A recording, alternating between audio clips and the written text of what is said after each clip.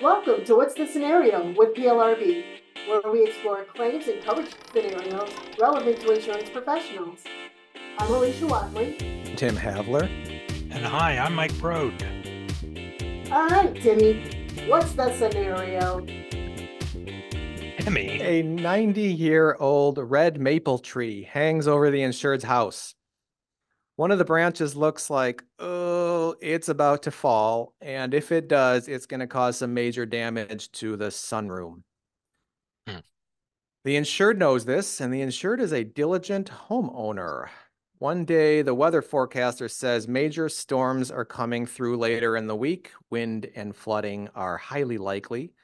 So the insured hires a tree company quickly to remove the limb safely in advance. And also the insured pays to get sandbags down on the low side of his property facing the river. And it turns out the weather forecaster was right. A huge storm came through, but the insured's preventative actions worked. No damage. Now the insured wants his insurance company to reimburse him for the tree removal expenses and the sandbag expenses. He tells the adjuster, I saved you from having to pay way more on repairs. Right. I had wind coverage and I even had flood coverage. All I'm asking for is a reimbursement of my costs. Huh. Thoughts, concerns, comments, jokes? He was trying to be proactive. Yeah. Me, I sit back and procrastinate about everything. Until There's the no bees way I get in would have your done it. walls. Exactly. Till the bees are there, the bear steals the steak out of my car, and then a limb falls on my house. Oh, that would be me in a nutshell. Mm-hmm. Wow. How'd they know that the tree was 90 years old? That's what I'm curious about. Oh, only the omniscient narrator knew that. Oh, okay. Gotcha. Well, I am not a homeowner. I am a condo resident, so I don't have to worry about trees falling on my roof or causing damage. Do you guys have anything that any overhanging trees that you've had to worry about? Oh, when I moved in to my house 2 years ago, there's a old hickory tree hanging over it. And I thought, it looked healthy, no big deal. And then we got to September and I started hearing bang, bang on the roof. And I'm going, what is this noise? And it was the hickory nuts were falling and just, oh, Oh, those things are heavy and they had a long ways down and bam, they would hit the roof. So the next spring I had that limb cut off, and then that fall it was a peaceful one. That's good. and I've got nothing, Alicia. I have a small tree that grows next to our house, but no issues. If it falls over, it might dent my gutters, but I don't think it would do any other damage, thankfully. Mike, I'm surprised that you're not an extra diligent homeowner, being that you were a former adjuster and saw these problems every day. Uh, that's what makes me lazy because, yeah, I only expect that of other people, not myself, Tim. It's just like, oh, yeah, you go down your neighbor's place and he's a landscaper and his yard is full of dandelions. He works with it all day. He's tired of it. He's not taking care of his own lawn. See? That's the way it Fair works. enough. Fair All right. enough. All right, so Tim, is there anything in the policy about covering pre-storm expenses? Right. Well, I've seen a lot of policies in my day. I don't think I've ever seen it. Insurance is for accidental, fortuitous, unexpected loss or damage, not for maintenance, and honestly, not even for prevention. Those are expenses that the policyholder bears themselves. Otherwise, they could start asking for a lot of, say, oh, I installed new fire sprinklers, and that's going to save you a fortune when I don't have a fire for the rest Right. of my life. Or I just spent a ton of money on a super fancy sump pump, and boy, oh boy, that saves a lot of insurance money because my basement isn't flooding. This came up a lot during COVID when businesses would do the nightly cleaning, like grocery stores would go through and go way above and beyond and disinfect everything. And we know now that maybe wasn't very effective, but we didn't know it at the time. But this falls under the same thing. It's these preventative measures that the expense falls on the policyholder. And the same goes for storms too, like this one. Even if the weather forecaster is 99% sure, and let's face it, they are never that good, it's before the storm. So the insurer is not responsible for those expenses. Okay, so that's weird because I thought the insured has the duty to mitigate a loss. Exactly where I was going, Alicia. Right. Mitigation. Correct. The insurer does have a duty to mitigate the loss after the loss. If the insured sees a plumbing leak, do they have a duty to make sure it doesn't get any worse? Yep. Actually, that's such an important duty that the insurance company not only requires it, but typically pays for it. So we're here, the standard ISO homeowners form. There's the duty to protect property from further damage. But the difference here with our extra diligent homeowner is that in this case, the loss already happened. They already have the leak. They already have this or that. Now you got to make sure it doesn't get worse. But before the loss even occurred in the first place, that's a totally different story.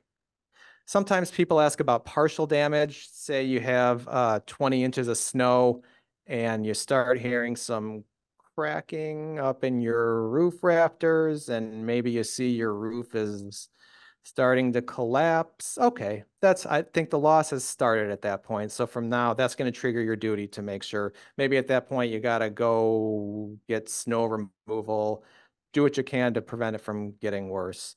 But again, in our claim, that storm hadn't done anything yet. It wasn't even certain that it was going to come through as badly as it did.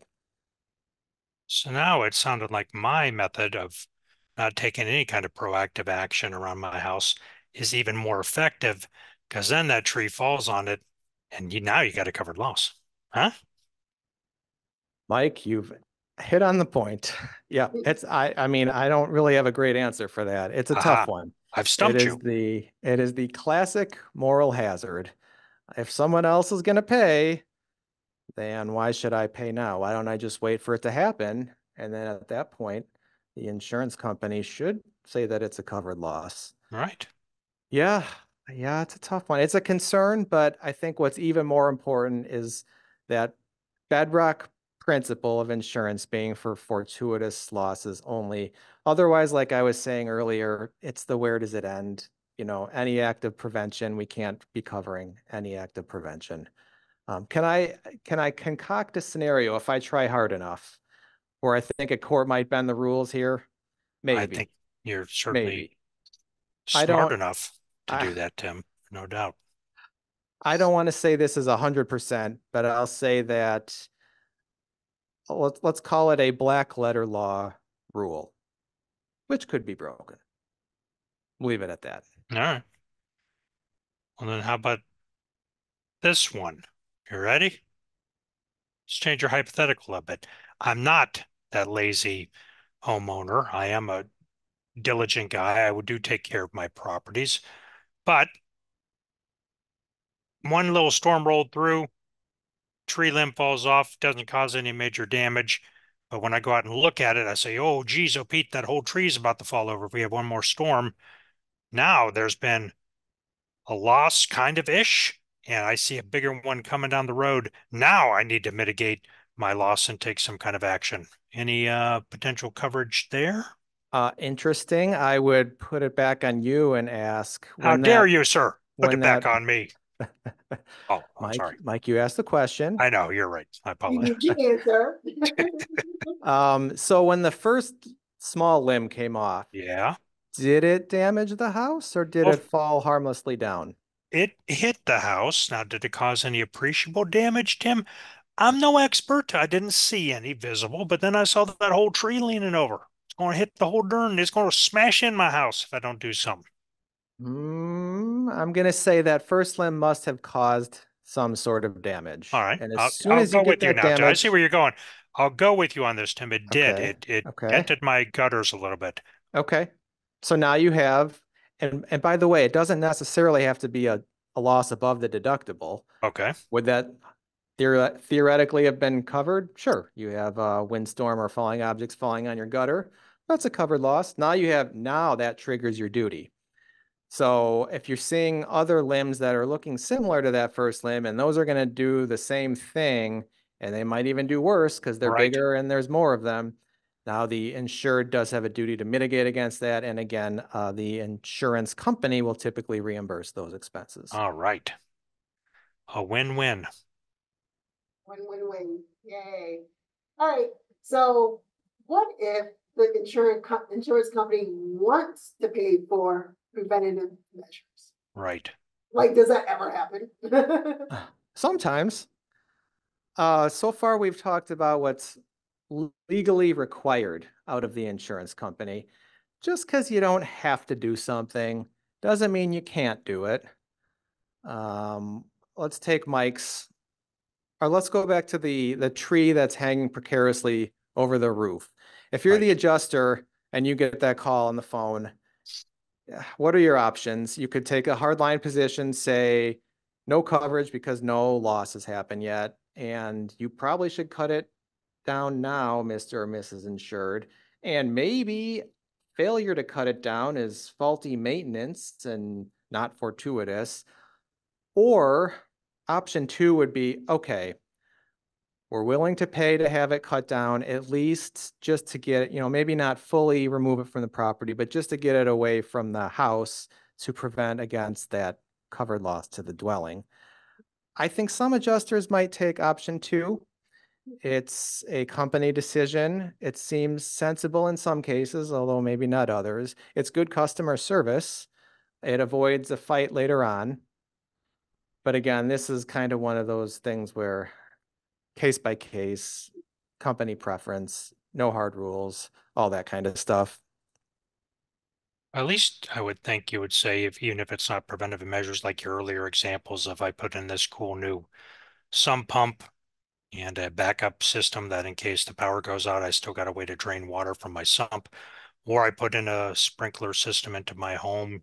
So now if there's a fire, it's going to hopefully save from causing a lot of damage, even though the insurance company wouldn't pay for that.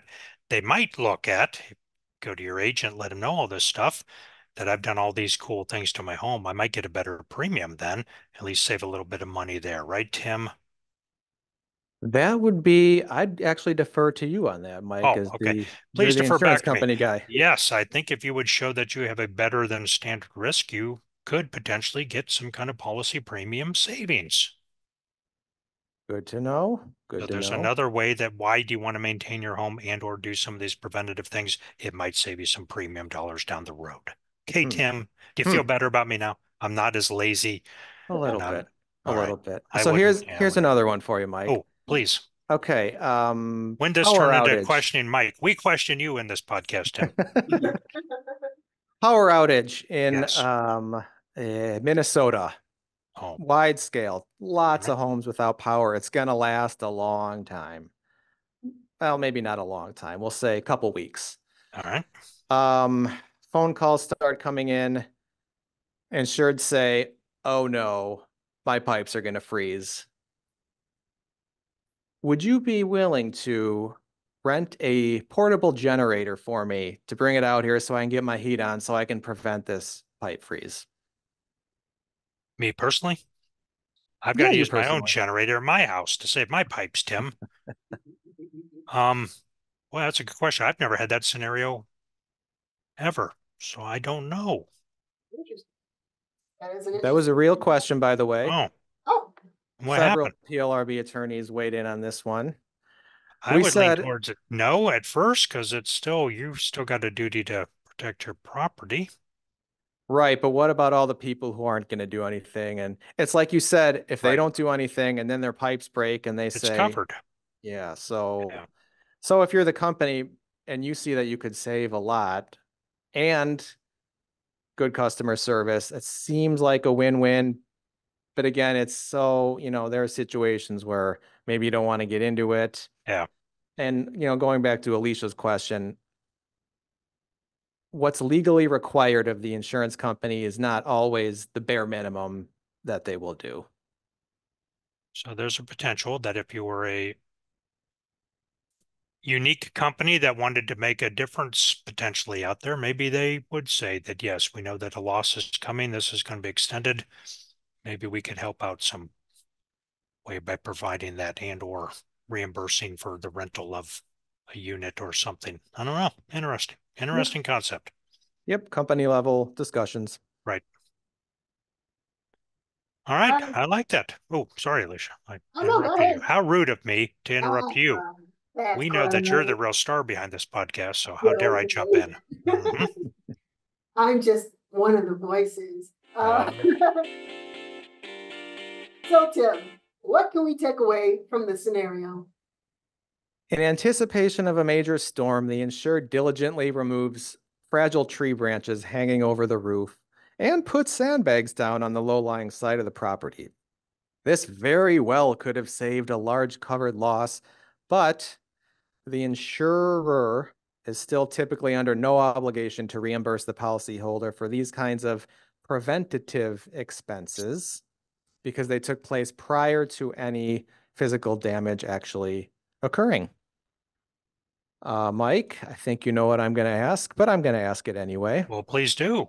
What do we have in our database at PLRB regarding educational materials that might be relevant to this topic?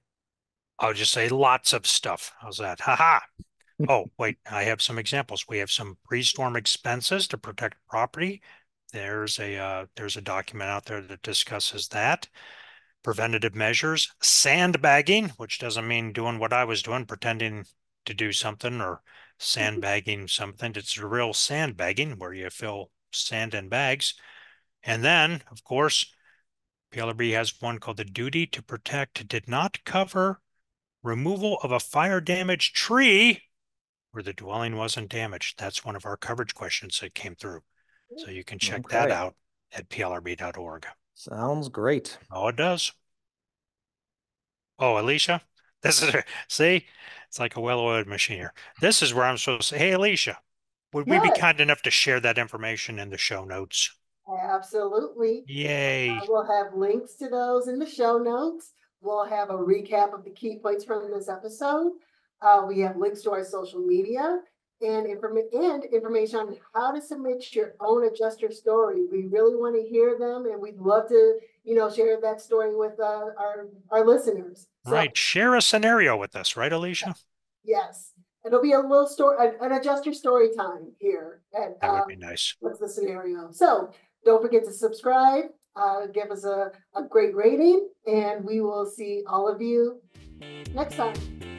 See you next time. Bye, everybody. The views and opinions expressed in this resource are those of the individual speaker and not necessarily those of the Property and Liability Resource Bureau, its membership, or any organization with which the presenter is employed or affiliated. The information, ideas, and opinions are presented as information only and not as legal advice or offers of representation.